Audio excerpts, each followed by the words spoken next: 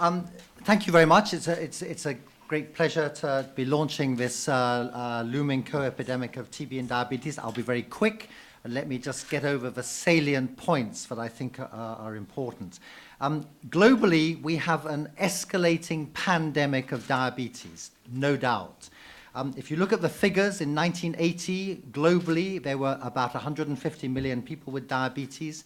That has increased to 380 million last year in 2013, and it is predicted to increase to above 600 million people by 2035, which is where the new TB strategy sets its targets. Diabetes is a serious problem. It causes a lot of complications, but it also, one of the complications is that it reduces people's immunity. So your immunity goes down.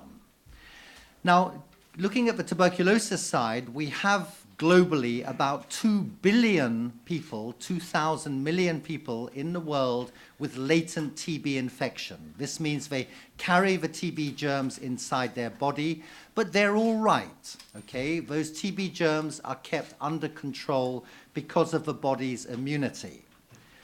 Put diabetes into this equation, put diabetes in, have diabetes which reduces your immunity, you can immediately see there's a problem, right? Your immunity goes down, those TB germs can multiply, and you can get active tuberculosis. So previous work done has shown that diabetes increases that risk of active tuberculosis by 3 times compared with a normal person, okay? Now, obviously, if we had TB and diabetes in different types of people, there wouldn't be a problem. Everyone understand that. If diabetes just occurred in rich people and tuberculosis occurred in poor people, then these two epidemics wouldn't interact. Unfortunately, that is not the case. Tuberculosis is, of course, a disease in low, middle-income countries that affects the poor people. Diabetes, if you look at the global distribution, 80% of the global distribution of diabetes is in low and income countries. And it's not just in the rich in those countries, it's in the poor in those countries as well, particularly the urban poor. So we have a problem. And we've recognized this problem, I guess, in the last 5 or 6 years, and it's been through great work with the World Diabetes Foundation, with WHO, with national programs, also ourselves in the Union. If I look at latest WHO statistics, one of the things they put out for 2012, they said that 15% of the tuberculosis burden in the world can be attributed to diabetes, all right? About 15% can be attributed to HIV, but 15% can be attributed to diabetes. And if you put that into numbers, WHO estimated that in 2012, there were just over 1 million people in the world living with diabetes and tuberculosis. My time. That equates to HIV-TB. There's also 1 million people in the world with HIV-TB. So just to say that these two epidemics are intersecting, and we have to be aware of this.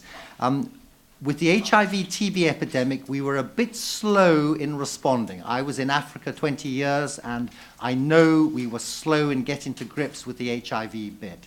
What we're trying to say here is we need to wake up, realize there's an intersecting epidemic, and try and do something about it. My 2 final points are that if you have diabetes and tuberculosis, it affects TB treatment outcomes. They are worse if you have diabetes. The other thing that I'm concerned about is that as these two epidemics intersect, this will affect our good progress that we've made in tuberculosis control. I've already seen the number of cases each year. They've been declining, but they've been declining slower and slower. And the worry is, if we don't get on top of diabetes, actually we'll start to see an increase in tuberculosis.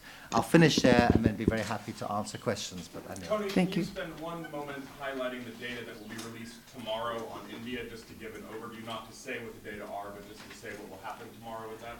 Yes. Basically, there's a symposium on diabetes and TB tomorrow. It tackles various things, various research projects. My colleague from India is going to talk about work done in Kerala, looking at about 20,000 patients. I'm afraid the data is embargoed till tomorrow, so thank you.